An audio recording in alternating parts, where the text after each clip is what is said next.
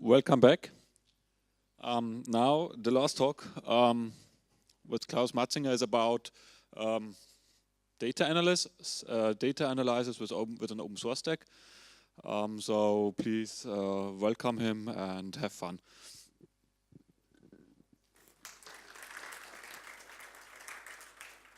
Hi. All right, so don't let yourself be confused by the title. It is the same content. It's yeah, has a different title sometimes. So yeah, it's about databases and data analysis and sensor data analysis ultimately.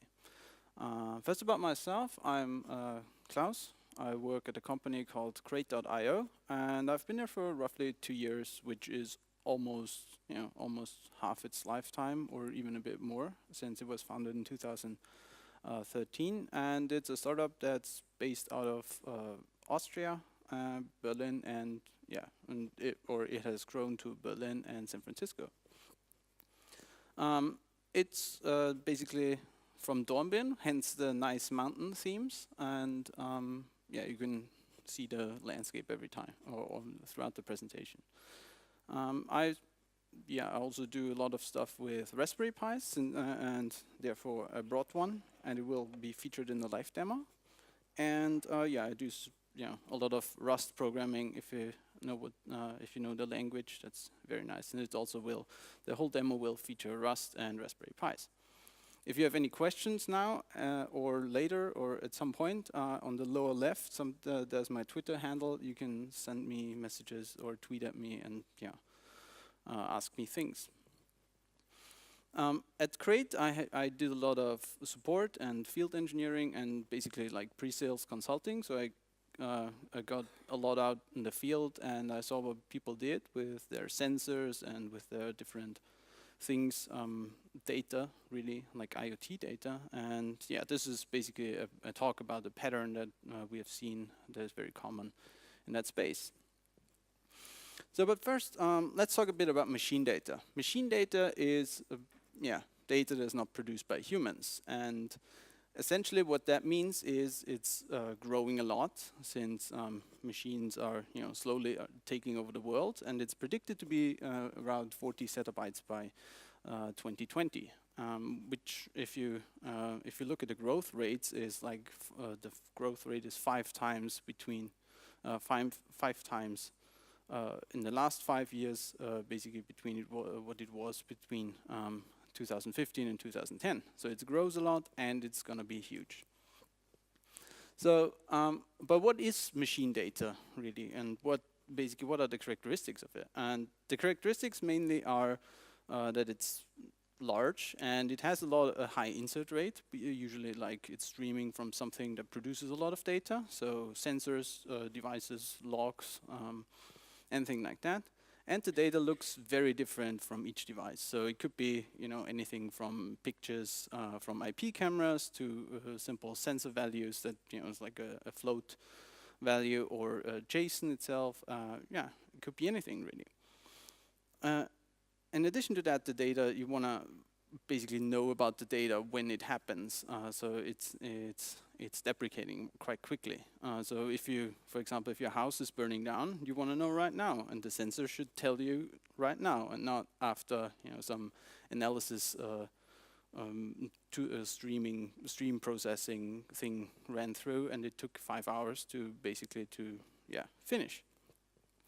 However, it's not only that. You also want, when you have like a larger production environment for manufacturing things, you probably also want to know when your machines are breaking down. So you want to basically see a trend, for example, in temperature that indicates your machines are kind of dying over a long period of time. So at the same time as you want to have basically the data that's happening really at this very second, at best, you also want to know what's happening or what has happened over the last year. Yeah, and on top of that, it's usually growing a lot. So just adding, for example, increasing the log level on some server, or just doubling, it's easily, or just doubling the read frequency of a sensor will just also double the amount of data and the insert rate you're going to have to worry about. So exponential growth is also a thing here.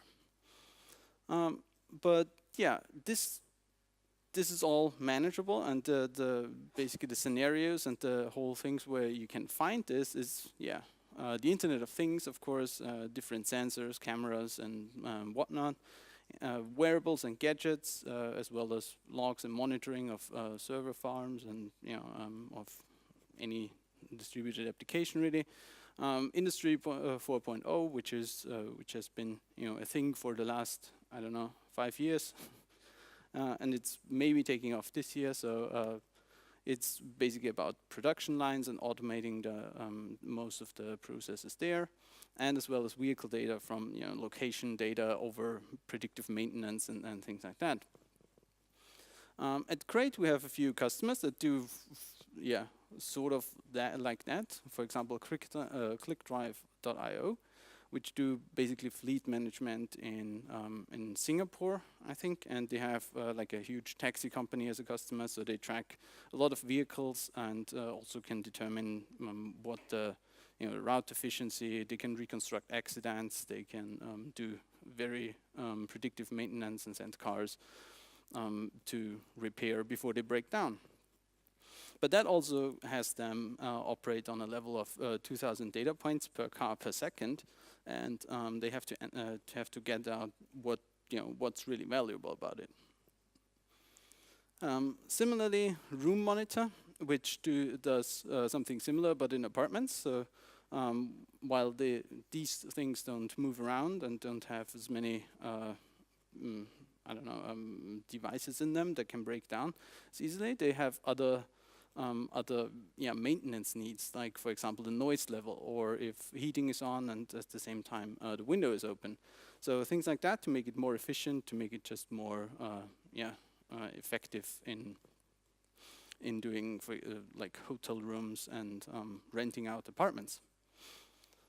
So yeah, as the last customer that does something very different in the whole space is Skyhigh Networks. They do, these are a cloud access security broker, which essentially means they are logging all the cloud logins and interactions you do, for example, the company, and then they find out, basically do unsupervised learning on top of that to find out what's the baseline of things, like you logging in from 9 to 5, in a European time zone, for example, and then all of a sudden you're there at a very weird hour in, I don't know, Asia or the US all of a sudden, and that could be worthy of an alert, for example. They have a large volume of inches, so they have a production cluster that's roughly 60 nodes of Crate running, and they have a couple of thousand TCP connections concurrently to handle all of that. So yeah, all of that has something in common, which is their architecture. And their architecture is something that we have figured out over the last years. Basically, large data needs to be handled in a scalable way, which means usually people do microservices. So they deploy stuff in containers, for example. They have to get some flexibility on their deployment itself, so they can just exchange different processing pipeline items, for example, or just add more of the same thing in order to just get more of the performance they need. What they usually struggle with is to put databases in containers, and they basically anything that's stateful usually proves to be sort of a problem. Yeah. But let's look at an example. So this is a common use case we have encountered. And as I said before, we have, this is as a pattern, we had three components, which is usually some kind of sensor, some kind of input on top here, some kind of consumer that consumes this data and saves it to a database, for example, and some kind of visualizer that outputs it again to something. That visualizer is, could be anything that does stuff with the data, like a machine learning pipeline or similar. So this is what some development environments usually look like. So you have a couple of sensors here on top, as well as a load balancer that does reverse proxying and maybe basically the TLS encryption there. And then you have 3 stacks of consumer and visualizer, and this could be, for example, a single node or a single machine. And 3 of them means you can easily achieve high availability.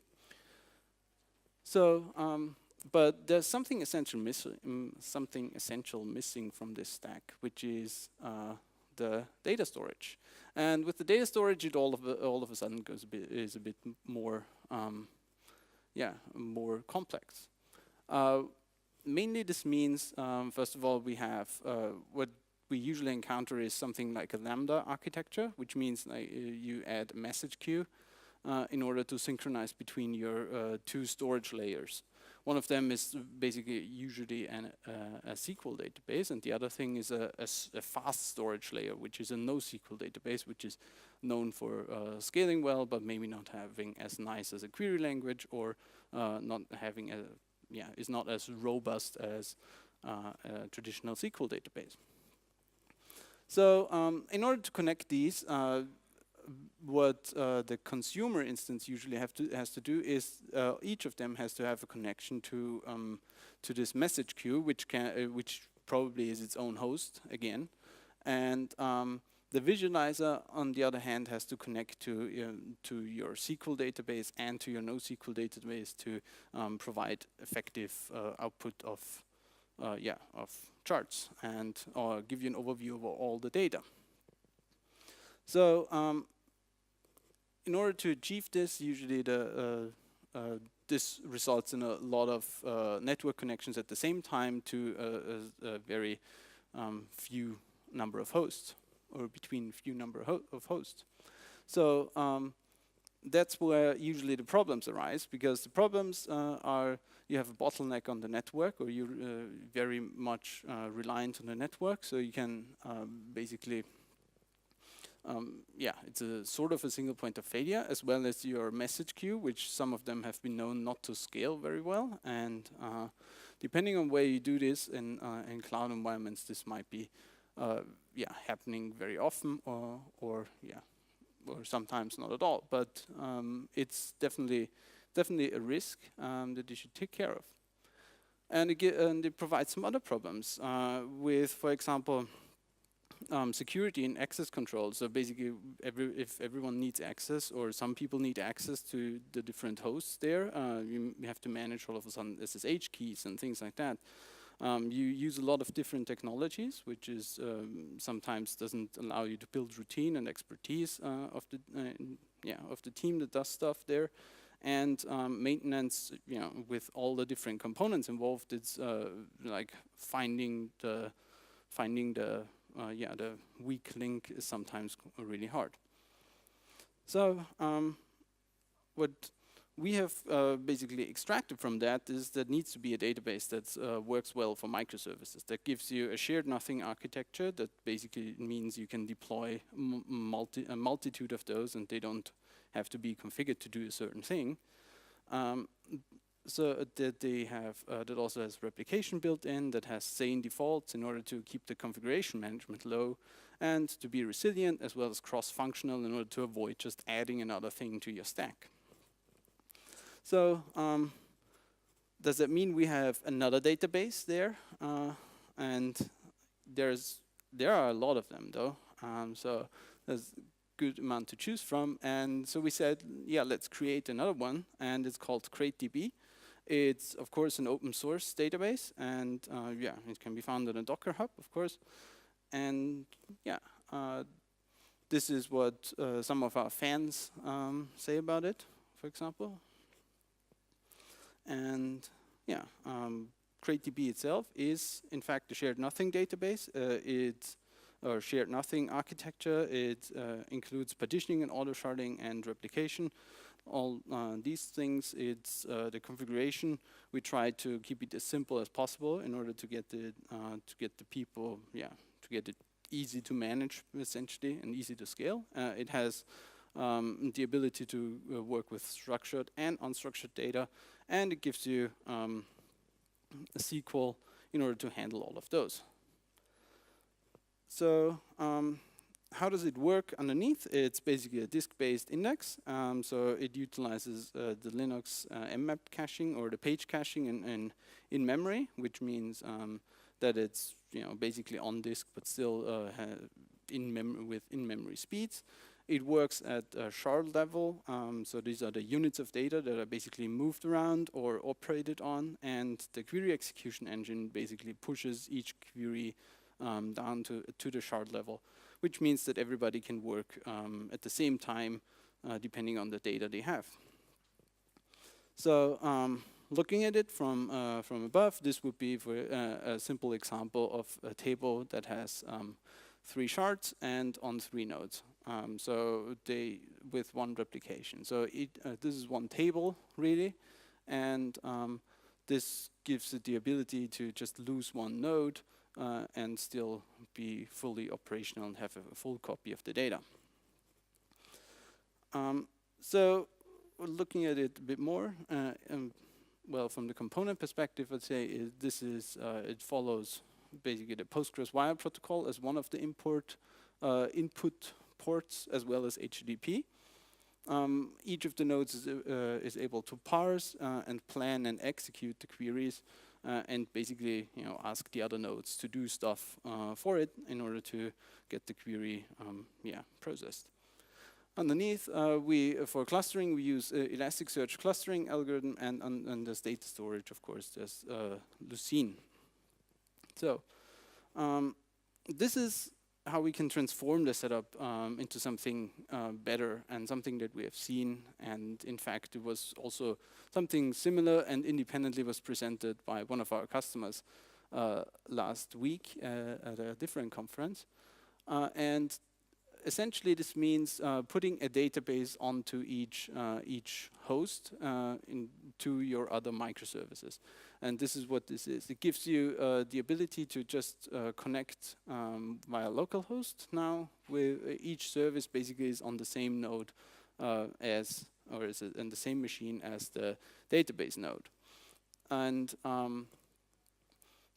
this is also a setup that can be copied, so each of those stacks can just be copied and added to this service on the service level, and this would effectively increase the cluster. And by having the database only communicate over the network, it reduces the network traffic basically to whatever the network does, whatever the database does. This reduces the tech stack significantly, and gives you also the ability, in theory, to just go in and look at the live data if someone wanted to. Yeah, and this is now a horizontally scalable thing, and this effectively means that there's no single point of failure. And there's no queue or something, no less moving parts at all. And what it also lets you do is just to isolate the database that you can only access it from within the machine. And removes, on top of that, removes a bunch of hosts that you have to buy or provision. It also lets you add just a regular additional node, for example, to connect some kind of analytics stack, some kind of machine learning thing, maybe, in order to handle or do a different kind of workload. All right, but this has been a lot of talking. I'm now going to show you the whole thing in for real, essentially. This is what it's going to look like. So there's going to be a Raspberry Pi, which is this one. Connected to a temperature sensor that inserts data onto a load balancer that is essentially a Docker swarm onto 3 nodes, and each of those nodes will have a server component that's called Eden. This is basically a thing that I created myself. It receives data via REST endpoint, does authentication, and inserts it into the database on the same host. So this is deployed on every host. So these are, again, the 3 hosts. And the database itself will also run on the same host. Grafana is only running on 1 host in order to, this is scheduled by Docker Swarm, and will be might be moved around, so it's not strictly on this node. But yeah, in addition to that, I will add a random number generator, because the Raspberry Pi itself, even though it reads like every 100 milliseconds the temperature, it doesn't generate an amazing amount of data. So, to start,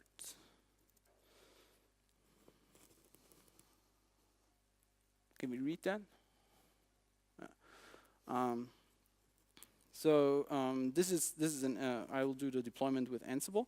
So this is a regular Ansible file, really. It's a YAML, depending if you have seen that. It's basically executing SSH commands via Python connection on the server. So this is all set up. So it gives you, it creates a bunch of different folders in order to mount them later on. So yeah, this is all the regular stuff. And then what it really does is it installs the Docker stack YAML file and creates basically that from the template. So from the template looks like that. So it's a Docker stack version 3.2 file or Docker compose, really.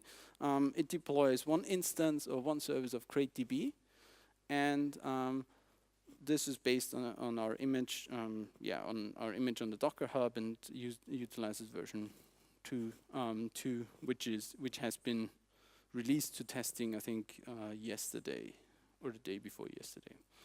The environment, basically, as I said, CrateDB is easy to configure. The environment variable is calculated like that, which means if you have more than 31 gigabytes of memory, you will have it will set it to 32 gigabytes. Otherwise, if there's less, you'll get half of the available memory for your heap size, which is essentially just the space where query results are compiled in. The command itself is it passes in all the configuration options that are required. In this case, it will just set the number of expected nodes in order to tell the database how many nodes there should be. So so it knows when it's broken, essentially. So this is generated by Ansible, and the recover after nodes and the minimum master nodes are both a quorum and also generated by Ansible. So this is, since we have 3 nodes, we will have 3 nodes. This will both be set to 2. So this is what the minimum requirements for electing a master is, and after that it will form a cluster. So there's at least 2 nodes have to be present for a master or for a cluster to form. Then we set the unicast host to CrateDB, which is something that is also provided by Docker Swarm and is depending on this is basically the service name. So this is DNS round robin internally. It will just get the new IP address every time it queries this DNS address. So the cluster name is also called here OSCON, but that doesn't really matter. I think in reality it's even different. So it binds the network to the site, which means to all external interfaces, which is okay because it's in a Docker container. Then we map in the volume from the outside world to have it write to disk, so we know where the data is located, really. We set it to deployment mode global, which means 1 instance per node. And the endpoint mode, as I said, is DNS round robin. The placement constraints is just a simple label to add the type if we had different types of servers, or we, for example, use the Raspberry Pis as well. So then we deploy Grafana, add that to the services that we provide. Grafana is a dashboard tool, and it's very nice to easily drag and drop some dashboards and create as a data source plugin for it. This one exposes port 3000, installs the Create Data Source plugin, and it runs in replicator mode. And Eden Server is something that is available, yeah, also on the Docker Hub, and it will be deployed after CrateDB, and it will expose the ports 6200 and map its configuration file into that. Yeah, quickly for the inventory. So these are the 3 hosts that we will work on. This is, of course, invalid configuration, but this adds for the basically lets the generation of the config file here that's gonna be that's why it's there. And yeah, so this is what the end result, or one end result, looks like. So this is Grafana, and as we can see, I plugged in the temperature sensor earlier when I started basically setting up. So we can see that this thing here basically, increased in temperature all the time, and it's now the temperature sensor is now sitting here, yeah, in front of my notebook, and it has been warming up. I can also hold it, and will be probably even warmer. So yeah, this is not a lot going on. It refreshes every 5 seconds. We can this is now every 5 seconds a new query running into Crate. So just to show you how a query like that looks, or what a query like that looks like, it's quite simple, and this is basically what the Grafana data source gives us. So yeah, it's fairly simple SQL. So what we are going to do next is just look quickly at the admin UI. So of course, Crate comes with an admin UI. And this is a new testing version, version 2, up here. And this is why I couldn't buy my enterprise license yet. And yeah, we have in there one table that already has some data in it, which is essentially temperature data from my living room. And the table setup looks like that. So it, as I said, Crate supports basically all the fancy new SQL data types like object, which would be here. So in this case, we want to be flexible about the number of values and the data types of the values we want to store. So we have the data from this sensor is essentially so air pressure and temperature data. So this is an object that has different keys in it, and the keys are, for this example, very much what we want to put in there, right? So it's either barometer, temperature, or a random number. And then again, the ultimate data types here are basically string or float or whatever data type you know from Java. So it's a more open kind of environment here. We add some metadata to each row, which means that each row has an agent, a name, and a role, which is a very common problem if you have multiple sensors on different devices. They create a huge path, and they are very hard to find, not in reality, but on the to map to reality. Then we have a generated column, which extracts the month every time from the timestamp we provide. And by extracting the month each time, this lets us create a partition, which means that we have one virtual table per column per month, which gives us some handle on deprecating the data quickly, and, for example, removing replicas from all the values and all the tables, all the months, and stuff that we don't need anymore and maybe want to save space on. Or we can just drop all the partitions, and it will automatically also improve query speed based on the data size that we are basically selecting there. Yeah, the data itself is literally 100 millisecond sensor readings from somewhere near the floor of my living room.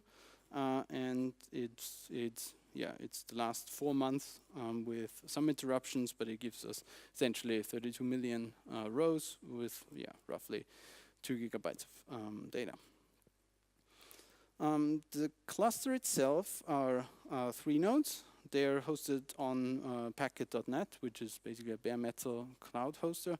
And each of them has 4 cores, and they're Intel Atoms, so they are not terribly fast. They come with 8 gigabytes of memory and an SSD. We provided half the memory to the heap, and this is basically the hardware setup we are working with here. All right, so this is refreshing every 5 seconds, running the queries, and we want to have now a bit more of maybe more things to do there, and maybe increase the load a little bit. So I'm now going to run a Python script that essentially generates a random number and inserts that as fast as it can. And as you can see, this starts. This starts here and sends over 1,000 items every, I don't know what, roughly every second, I guess. And this will at some point show up here, as you can see. The data is fairly real-time available. We can switch it here maybe to something like the last 5 minutes that would make more sense. And then we can just have it insert data. So it sends, roughly every second there's 1,000 inserts going on. And we can see here, this is the thing so these are always live queries when I just zoom in here or maybe zoom out. These are always queries when that go against the database there. So we want to maybe look back to the last 15 minutes, and it should, at some point there should be a bit more coming. That depends on the, of course, on the, on the grouping interval. So we can now basically do some. So this gives us, unfortunately, a fairly limited handle on what we want to do, because the data, basically, this is only to visualize data. So we can also just run regular queries while this is inserting, and maybe just find out, for example, what are the what happened, for example, in the spikes from average temperatures here. So as you can see, this is a rather normal SQL query, and we will go here and basically paste this in and see what the temperature spikes in March were. So this is a subselect,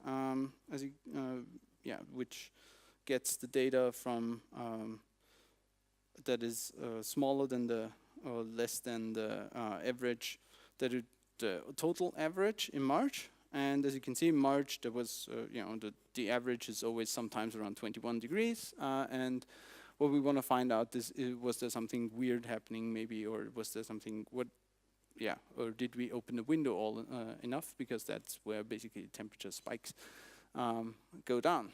And we can see that there's some of the sensors from Pi 3.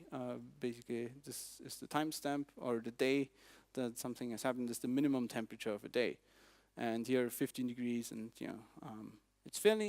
this would be fairly normal and fairly expectable to do. We can also just remove it and maybe see what the whole month or the whole data says. And of course, this is now suffering a bit under the inserts. And then we can see that sometimes in Berlin it's really cold, and other than that, it's quite fine. So this is basically a temperature malfunctioning of the sensor if you run 2 instances at the same time. Cool. So this should have sent more and more in there. Yeah, but this is still inserting data. As you can see, this is still running nicely. We can now just go and maybe just, since we are highly available, we should be able to turn off a node easily, which can be done by just stopping Docker, since it should, that's what the software-defined network and the whole thing basically holds together, I guess is a good word. And Docker is now stopped. This should still show us data eventually, and yeah, the cluster has now shrank by one node. It's still the data. The health is critical for some reason. Yeah. And it should show that it continues querying.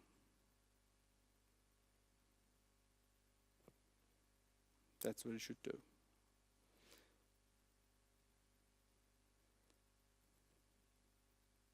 Yeah, the cluster is still there.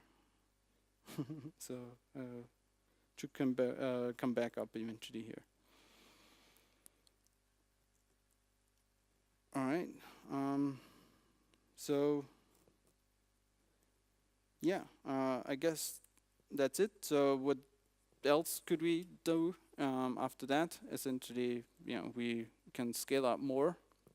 We can just deploy those things on multiple services, multiple devices. Like give it away as a Docker container. We could change the orchestration tool. Just use something more reliable and proven, maybe than Docker Swarm. Use something, something that we have more and more experience with, and we could add services on top of all of that, like machine learning, or do some data roll-ups, as I said, maybe for past month, and yeah, of course, add backups and make it more refined service. But what it is essentially is the open stack that can be connected to and from via SQL, and for example via JDBC. It gives you the ability to use SQL and just run queries that we are interested in, and it should integrate well with all kinds of legacy applications and available tools that are already there. It's also horizontally scalable, since this is what the whole containerization is all about, and it will increase concurrency by adding nodes. So thank you for your attention. I will open you can ask questions now, and you can check out our GitHub repositories or Twitter, and thank you.